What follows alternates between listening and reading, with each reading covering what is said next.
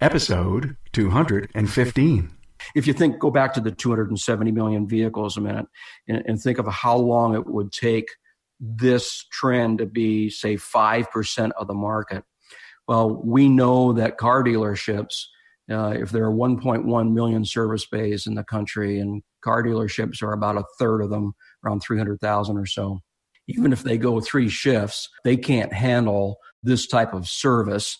In addition to the leasing cars that they're doing, the extended warranty cars that they're doing. So the aftermarket plays here. It's just going to play in a different way. Welcome, aftermarketers, to On Point from Remarkable Results Radio, and a special interview from an auto care industry professional. On Point. Welcome, automotive aftermarket professionals, to Remarkable Results Radio and to episode 215 with my guest, Derek Kaufman from Schwartz Advisors. Hey, shine up your flux capacitor and get out your augmented reality glasses and saddle up to a very outside-of-the-box episode. Hi, Carm Capriato here, fundamentally changing the behavior of how aftermarket professionals get their information and insights. Yes, your digital audio library that keeps you connected with your peers and up on trends happening in our industry. Do you enjoy the power of the Aftermarket's premier podcast? Well, just as a very important point, the episode is made possible through the sponsorship of Federal-Mogul Motor Parts. You know their brands: Moog, Fel-Pro, Wagner Brake, ANCO, Champion, Seal Power, FP Diesel, and more. They're the parts techs trust. Find out more at fmmotorparts.com. Hey, every episode has their own show notes page. Did you know that? And if you've not spent time on my website, well, you owe yourself many improvements lately, especially on the homepage, where I've introduced the very focused Smart Talking series. Get all the info at remarkableresults.biz, and today's show notes on Derek Kaufman, remarkableresults.biz/E215. Hey, another very important website improvement is the new learning page. It houses the library of every town hall webinar. Now, if you're looking for a peer-to-peer discussion on top industry topics, then you should bookmark this page. Go to remarkableresults.biz/learning and saddle up for a very powerful industry learning experience like the podcasts. The content is free. Hey, I love it when you connect with me on Facebook, like David Mackholz, Jody Nepper, Tricia Vasquez, and Wayne Fleshman. And to my new LinkedIn connections, Steve Morietti, Jesse Berger, and Sal Vecchio. Hey, do me a favor, get the new app on your smart device. If you want instant access to every episode, just download the Remarkable Results Radio app on your iOS or Android device and enjoy a whole new, easy way to connect. And you'll learn with every episode.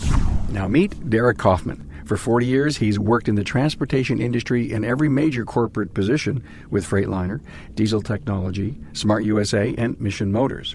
He is also an entrepreneur and founded C3 Network to help clients launch new products in the transportation industry.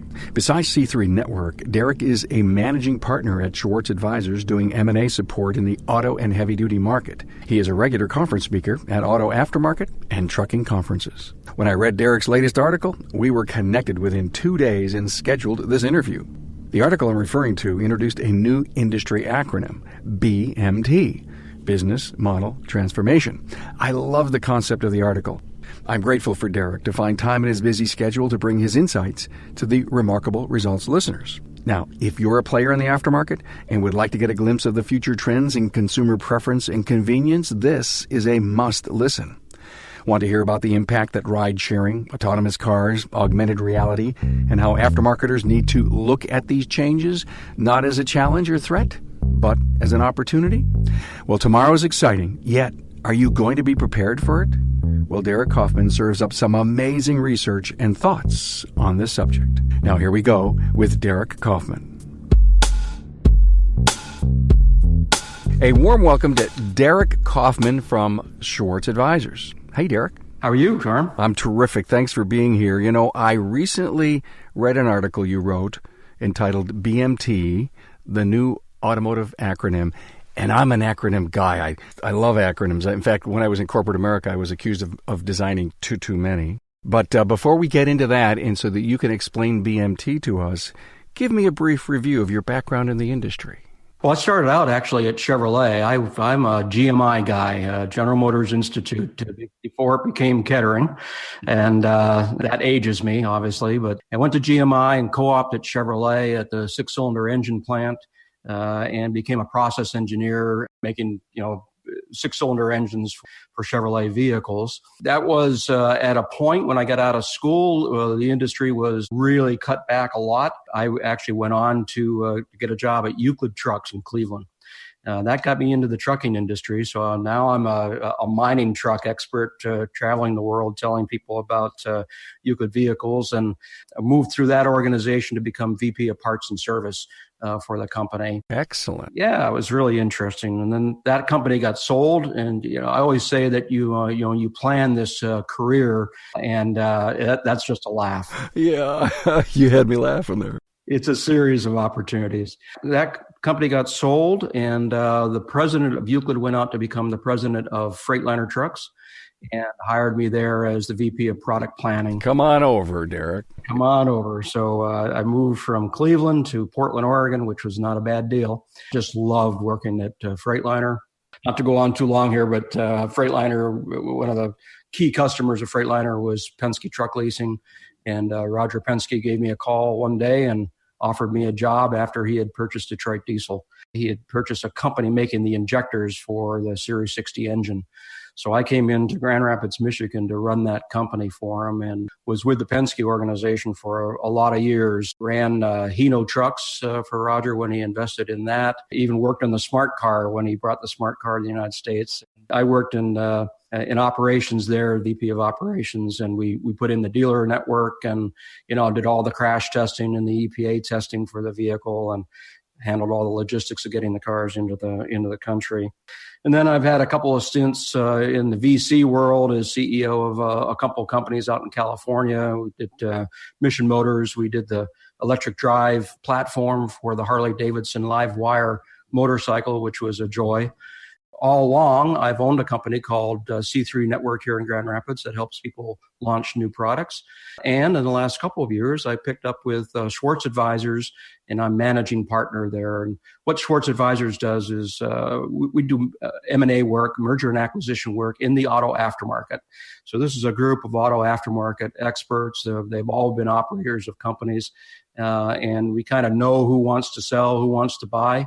And then we work on growth consulting for companies as well, how they grow in the aftermarket. So somehow I spent my entire career in the transportation industry in that manner. I am so impressed.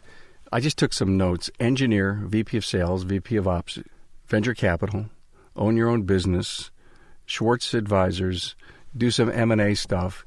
You're running out of paper for your resume, I'll tell you. I'm so impressed. Well, thank you. So it obviously inspired you to write this article, BMT, the new automotive acronym. It just so caught my eye. I linked up with you somehow. We talked within days of me reading the article. So happy you've come on. So tell us about BMT. I've really enjoyed writing for various publications, and it's a challenge, just to get some thoughts assembled and into a tight article. And one of the things we see happening here is a convergence. You think about what the vehicle, today's car has become, 100 million lines of software code. All these 9 different safety technologies now on the vehicle, telematics, vehicle connectivity going on. Of course, all the headlines of autonomous vehicles, and you roll these things up. And what we see happening is, and what the article was about is, that cars are becoming more like computers and appliances than cars. And you see that when, Ford rolls out a new car, not at Detroit, but in the CES in Las Vegas. We absolutely see that happening. Obviously, they're becoming increasingly expensive and out of the reach of a lot of people in our society. Because of the safety regulations and some of the powertrain regulations, they're kind of becoming increasingly the same. We think that convergence of those 3 things kind of has the OEMs, the vehicle manufacturers, spooked a little bit. Wouldn't that be a great idea for them to be almost standardized, and we would call this plug by the same name amongst all platforms? that I seem is the greatest challenge in repair today.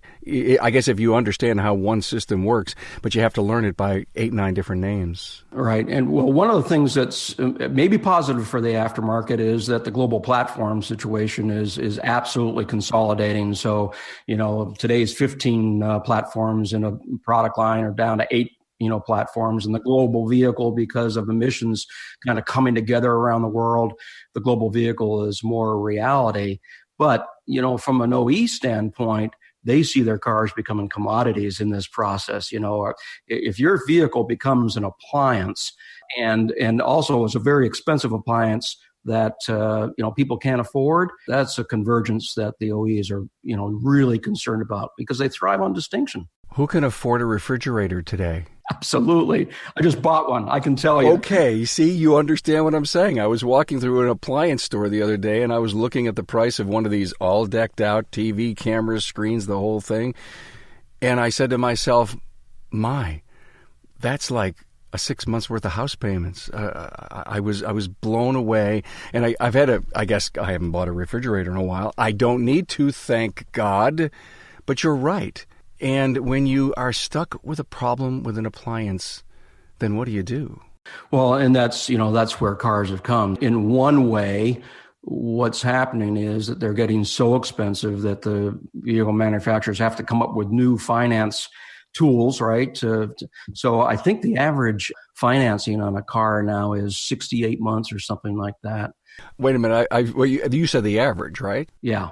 Yeah. When I see the 72s and 84s out there, I am so worried about that, length of debt that's just to drive.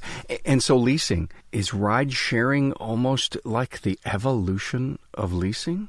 Yeah, I think so. What the article was about is that we see leasing now moving to multi-party leasing, where more than one person leases the same vehicle.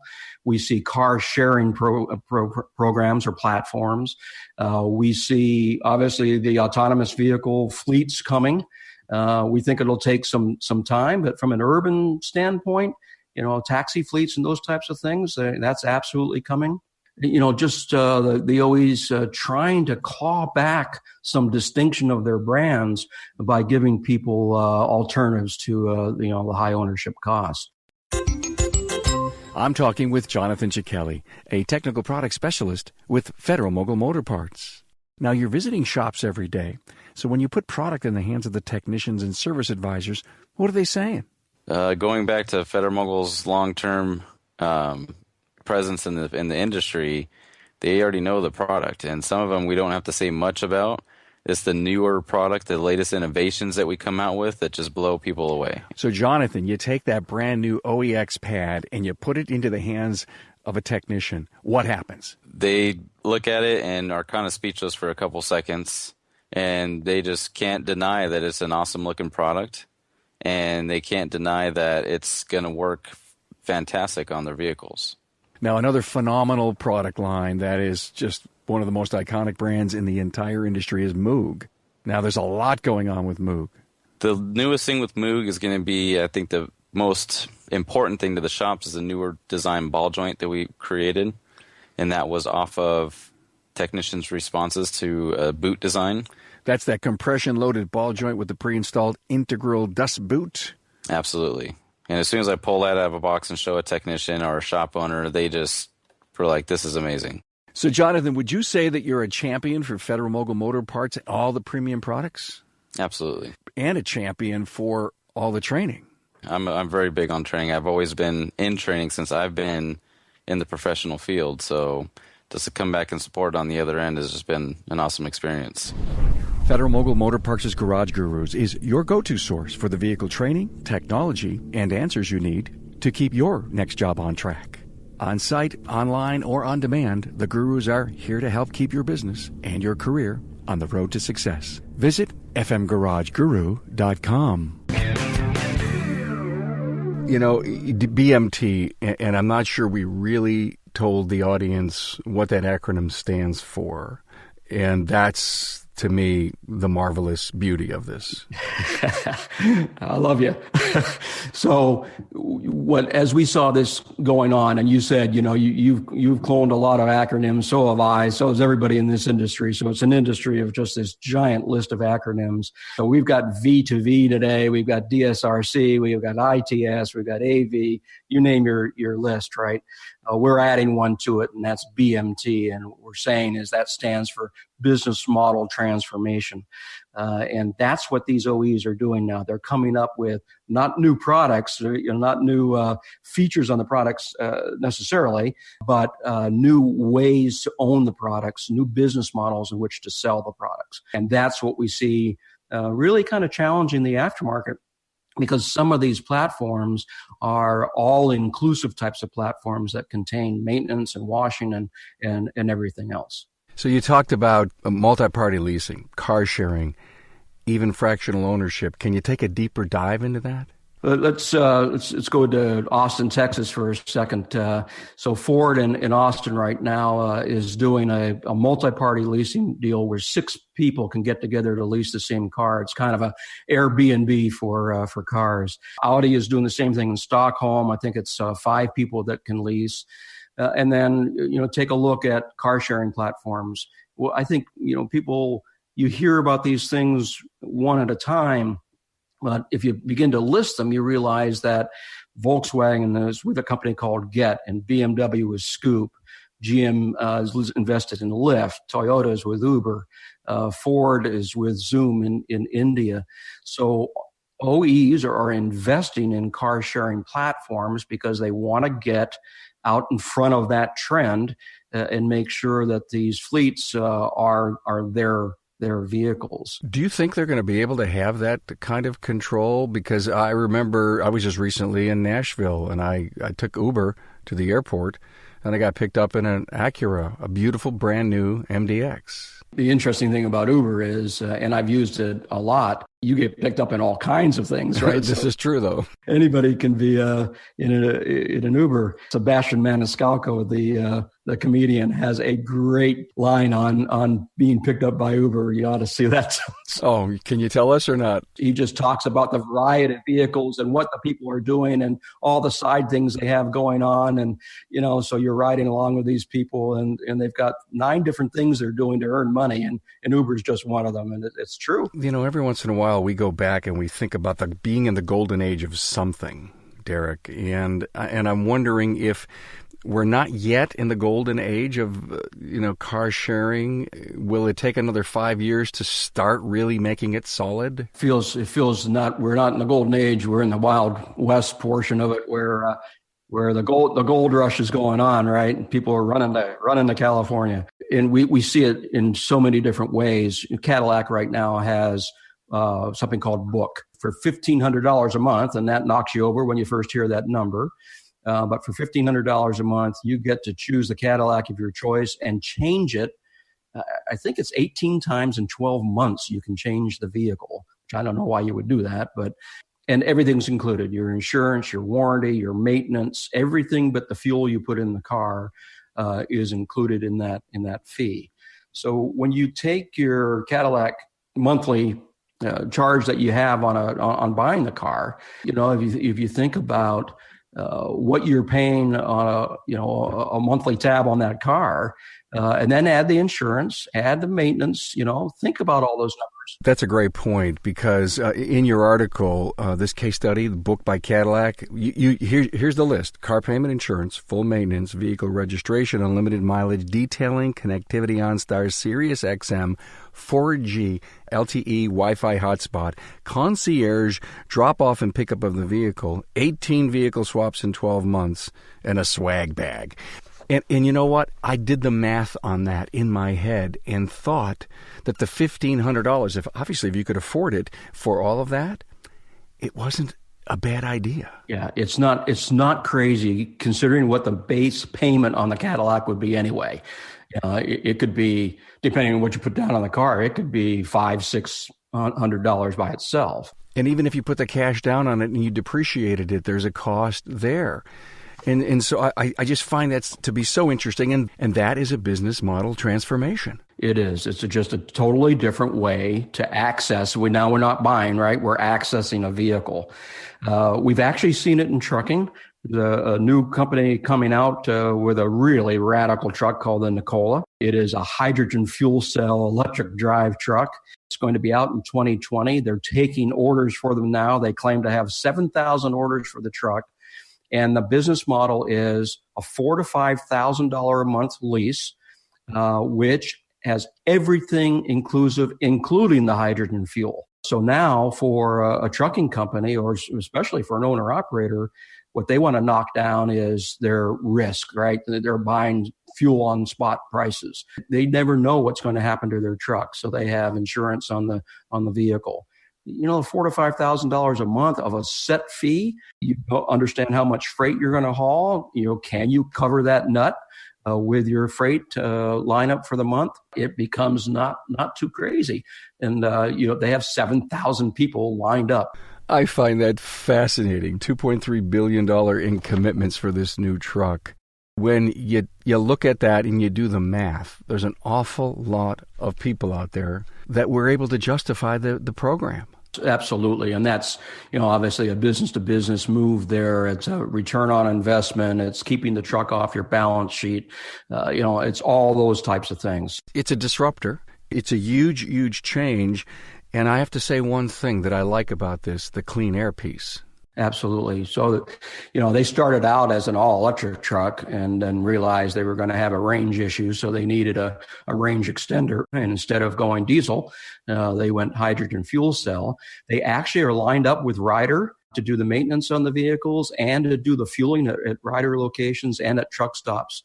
So they're putting in hydrogen fueling at truck stops, on major interstates. So hey, they're going after it.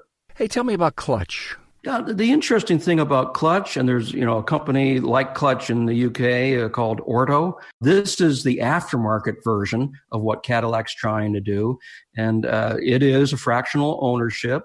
It's actually more versatile and more flexible than what Cadillac has because it's any type of vehicle that you want. I think Clutch has 3 different levels, $750, $950, and $1,400 per month. So if you have a $750 a month budget, you can get a 2013 to 2015 used vehicle.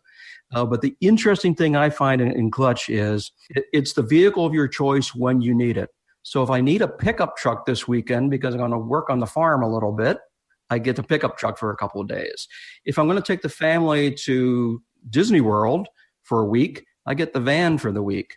If I'm going to go down to the coast, I get the convertible for the weekend.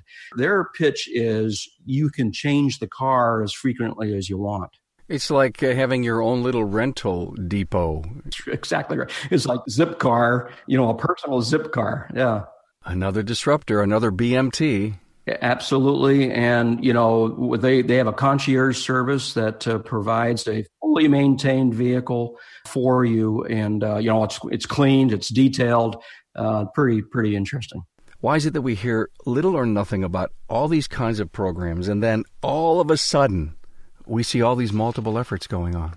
Here's my deal, Carm. I went to an engineering school, 5 years of engineering. In those 5 years, I had one psychology course, one semester of psychology, and I always tell people it screwed me up for the rest of my life. So I don't try psychology very much, but I'll take a stab here. The society is changing. It's not just our industry that's changing. We have this shared society. Who thought of sharing their home on Airbnb 15 years ago? Now you don't plan to buy a house anymore. You plan to rent. You don't either own a car at all because you live in a city and use Zipcar to, on the weekend if you want one, or the possibility is you don't have a license at all. You combine these trends with the increase of the cost of homes and vehicles, and I think you have a movement. So how are these programs going to affect the aftermarket?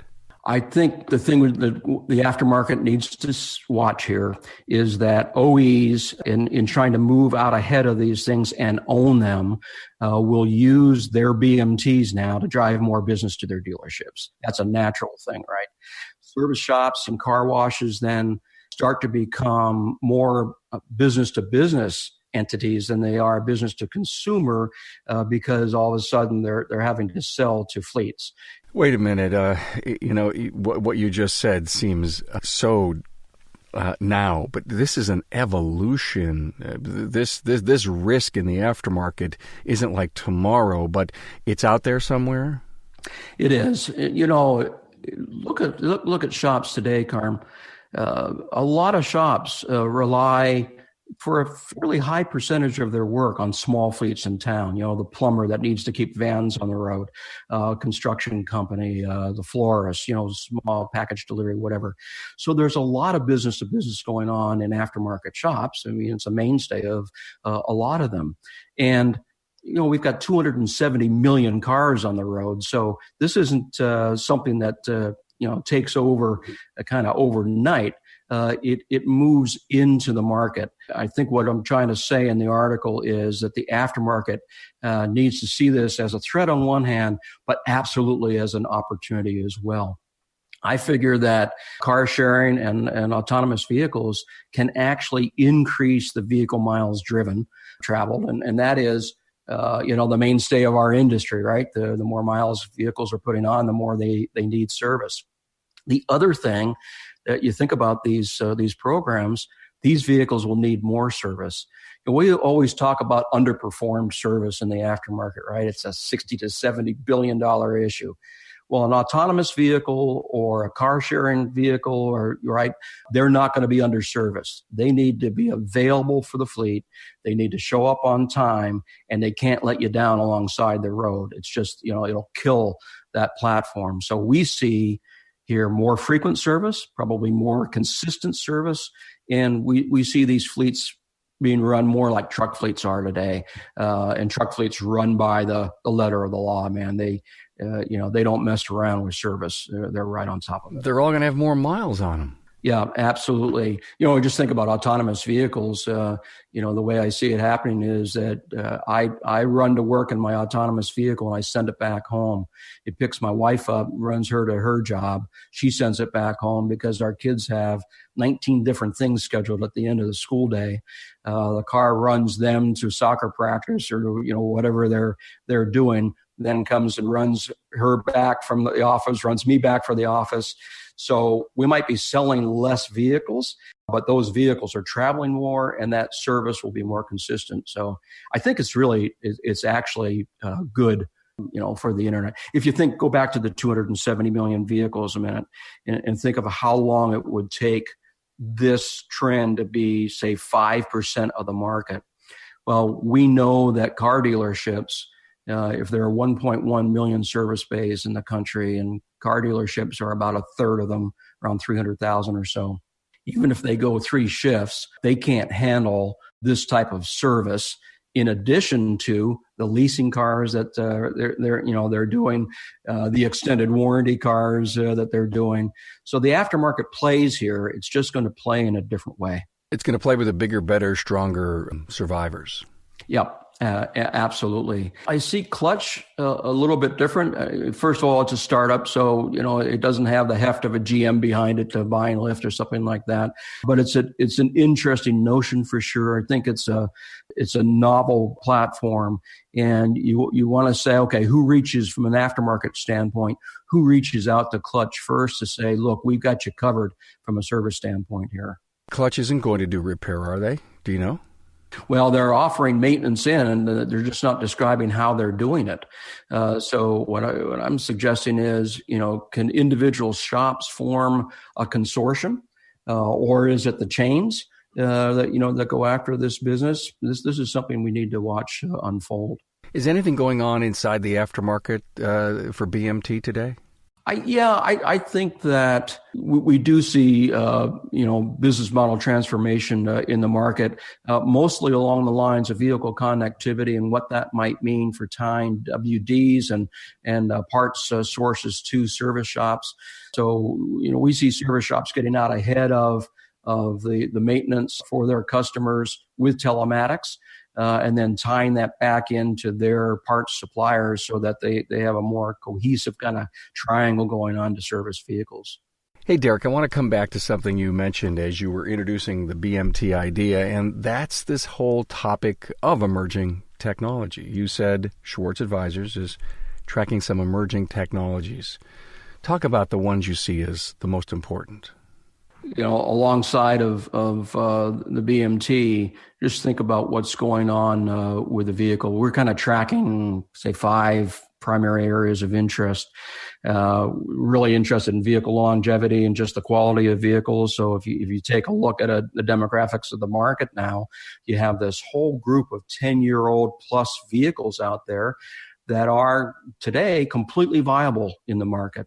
And that means service shops are, seeing wider or longer SKUs of parts. And I think it's good for the market, but a 10-year-old vehicle now for an engine swap, it's a viable thing because the body's still hanging in there. So that's one thing we see. Next is powertrain and fuel efficiency.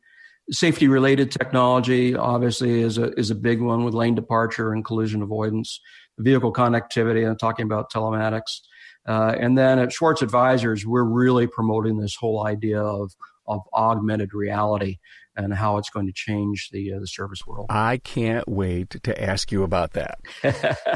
I got a burning question.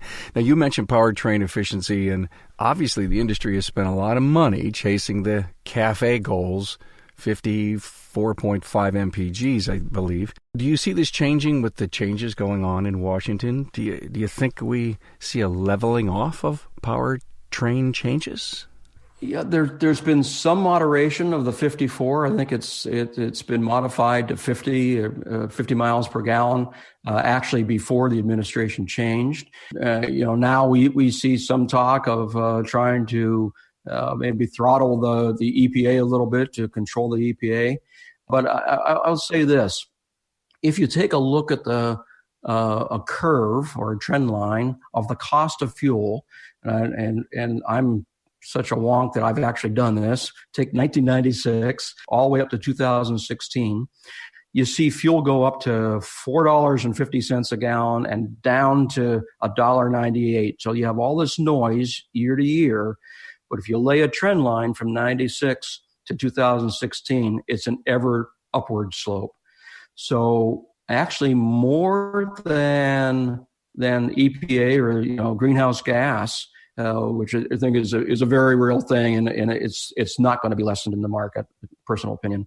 But I think the cost of fuel will continue to drive powertrain efficiency moves. So what you're going to see is just more lightweighting of vehicles, more downsizing of engines, 4-cylinder engines, actually higher injection pressures, higher cylinder pressures. So we're beginning to think that we might see a little leveling off of the reliability of engines because we're stressing them more. We see hybrids, growing to 50% of the market at least. Yeah, we believe that electrification, comes in. Now, the one thing I think that people are talking about in the industry that you really need to watch here is people say electrification and you immediately think of electric drive. At Schwartz Advisors, we don't actually. We think about electrification of components. So anything that's belt driven on a vehicle, I think, is a real candidate for a small electric motor, a water pump, an AC compressor, even the turbo. With these switch reluctance motors now driving turbos, they're becoming more and more efficient and more cost effective.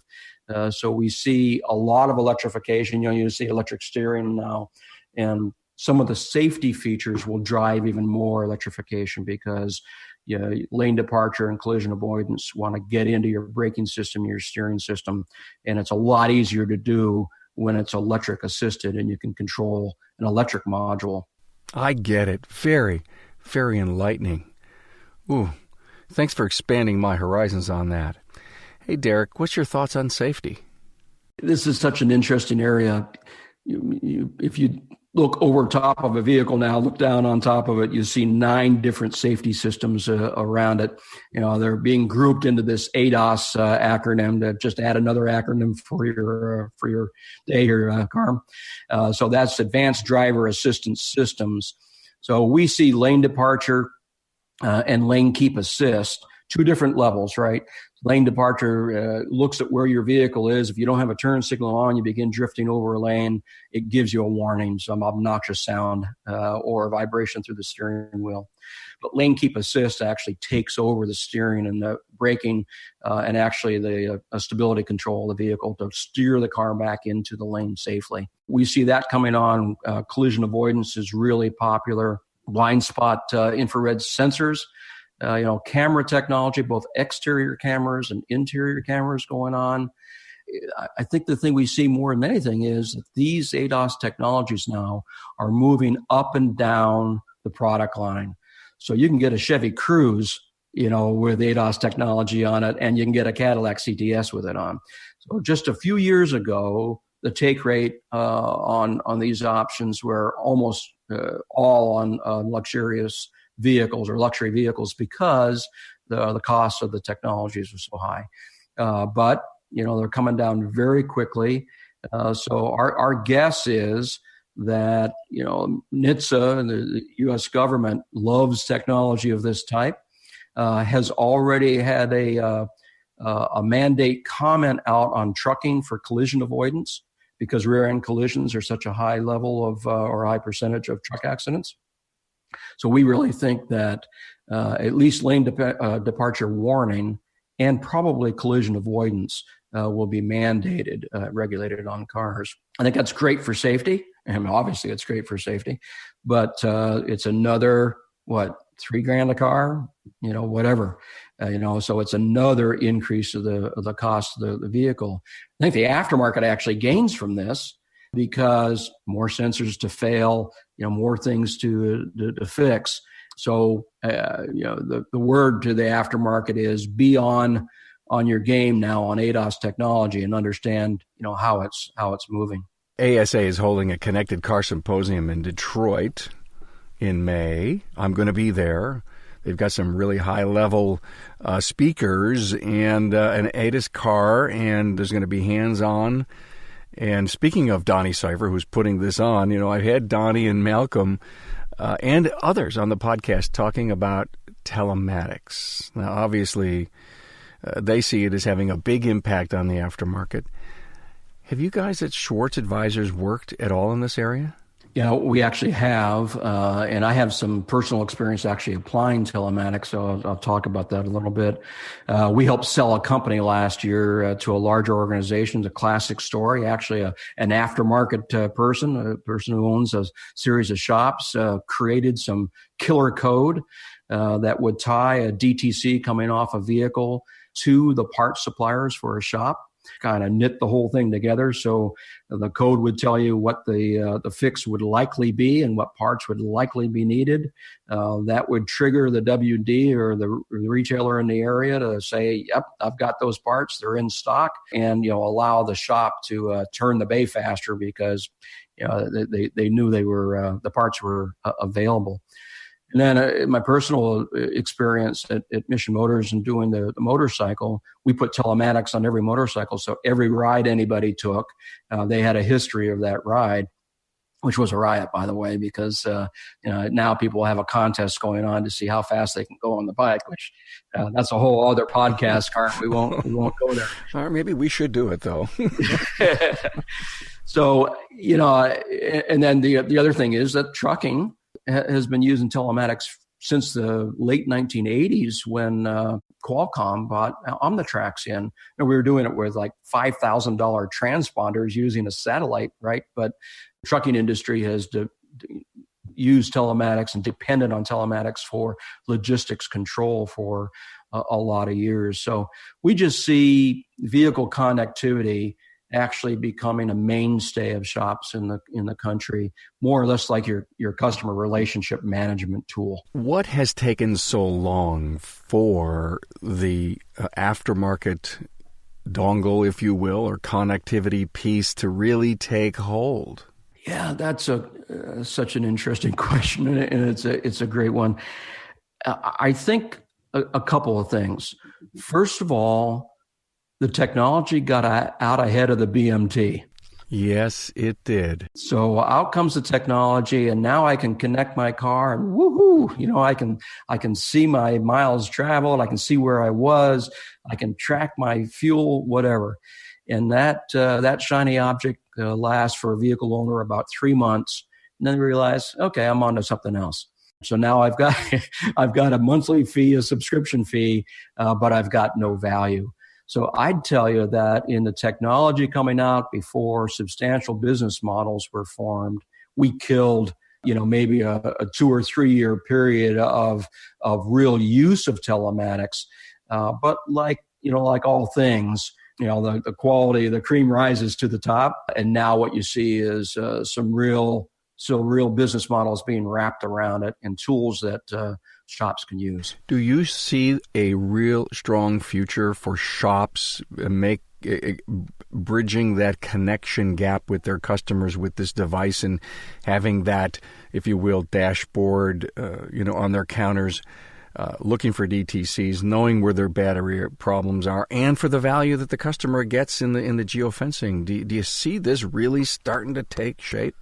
Yes, yeah, absolutely. There's a couple things going on here. The main reason that a shop wants telematics or some type of connectivity with a customer's vehicle might be that you can be proactive on the car that's about to return to your shop because the check engine light came back on. A major time drag and customer satisfaction issue for shops is that something wasn't 100% right, or we had some software that wasn't synced on version control to something else in the vehicle, and everything seems running great as it leaves the shop, and all of a sudden 2 days later check engine light comes on. If you have telematics on that vehicle and the check engine light comes on, about it as a shop. You get in touch with the owner of the vehicle and say, hey, I noticed that it is probably XYZ that did this, bring the car, back in. Now you're proactive, right? And not reactive. So we actually see that as one thing. I just wrote that down. When I do interviews, I take all kinds of notes because not only do I learn, but it helps me formulate some reply questions. And I wrote down proactive, and I also wrote down peace of mind. And that to me is the value proposition to, and maybe not a new car owner, but to a 5-year-old and up car owner. That's where the business model begins to knit. So let's go back to those shops that have some percentage of their business being the small fleet in town. Well, availability is everything. So if I can get out ahead of a vehicle, its battery is running flat, I can trigger that and say, you're gonna need this, and just about the time that you have a midnight run to fix a plumbing problem, you're gonna have a dead vehicle. Let me fix it for you. You created value for your customer there. Thank you so much for your insights on that connectivity piece. Whatever we want to call it today, I'm not sure telematics was the right name back then and what it actually means today, but we all still know it as telematics. And now that brings me up to this really cool thought of augmented reality. Where are you going with this one? Here's what we see happening. There are two things happening in the industry. Sophistication, complexity of the vehicles is increasing. It is getting harder to get technicians. It's getting harder to attract young people into the industry. So how might you do that? How might you solve both of those things, handling the complexity that might be, decreasing your diagnostic accuracy, or at least increasing the amount of time you spend diagnosing things, and therefore kind of slowing your bay turn frequency. We think augmented reality is the way to do that. And that is that every vehicle is designed on a CAD machine. So you take that CAD work, you take the operating statistics for a subcomponent of a vehicle or subassembly, you package all that information into a little near-eye video that's in your safety classes. And now as I'm servicing the car's telling me what its vehicle history is, what the DTC was, what the parameters, the operating parameters should be.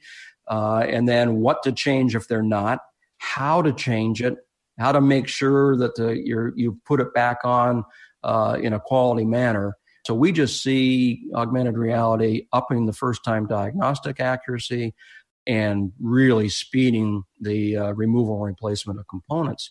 Is there anything going on right now that supports what you're saying? Yeah, there's a lot going on. Unfortunately, we don't see as much of it in the automotive industry, Carmen. That's why we're beating this drum so much. You can go on Google and go to ThyssenKrupp. ThyssenKrupp is ThyssenKrupp. Go to the ThyssenKrupp elevator repair augmented reality, and you see a guy with a Microsoft HoloLens on, which is a gaming device, right? But instead of gaming, he has every parameter of the elevator that he's fixing in front of him. And by the way, he has a camera feed to someone back at headquarters who is checking a circuit board, and it's just absolutely fascinating. We've known for some time that DARPA, the U.S. military, has been using augmented reality for tank technicians to repair tanks. We also know about companies like, there's a company down in Houston called Optech 4D. They're working in aerospace, so aircraft engines, and a company called Lionbridge, and they're in multiple areas, but I think it's Indianapolis that's actually doing the augmented reality, and they are working in the automotive area. So this is coming. And we think, look, you have a whole generation of kids now raised on video games, right? How to attract them to our industry. This is one way. Gamers, please apply. I love it. I mean, you've just solved the technician shortage. I love the concept. Excellent. Would you come back and do a show just on AR? Yeah, I tell you, I'm actually doing a flight this week to an AR company to really get into this. I'm excited about that. So we'll see if we can get more information for you there. And first of all, I know I would love it, but I know our listeners would love it too. Well, look thanks for being with me. Thanks for coming on and sharing this incredible amount of wisdom. Let's just summarize our great talk. Look at it this way, Carmen. First of all, I think having worked a long time in the auto aftermarket, this is one of the most innovative industries there is. And it's because you have a whole lot of people in all these independent shops who have their personal cash at risk. That drives innovation. And everything this industry, vehicle manufacturers or new technologies or whatever, everything that's been thrown at the aftermarket's been like a catcher, man. It's caught it and thrown it back to the pitcher. And I just love it. I have no fear whatsoever. I know people talk about the right to repair and that a vehicle manufacturer is going to lock up all the data on vehicles with telematics and drive it all to their dealerships. And the answer is no, they're not, because they can't handle the service. They understand that the reputation of their vehicles now, the average age of a car is 11.6 years. Their brand reputation is riding for a lot of years. And for way past that warranty period, that reputation rides on the independent aftermarket. So that data is going to be made available. The connectivity will be available. We got to work out the wrinkles on it and get everybody, kind of on the same page. We see these changing business models as more opportunity than threat. Yep, they are going to change what we've got to do. And probably make us a little bit more business to business. But at the end of the day, I think what they do is actually drive more consistent service to the U.S. auto aftermarket. And we're waving that flag for sure. Thank you. It's business model transformation. We started in the beginning here just a little bit ago, and look at where it went.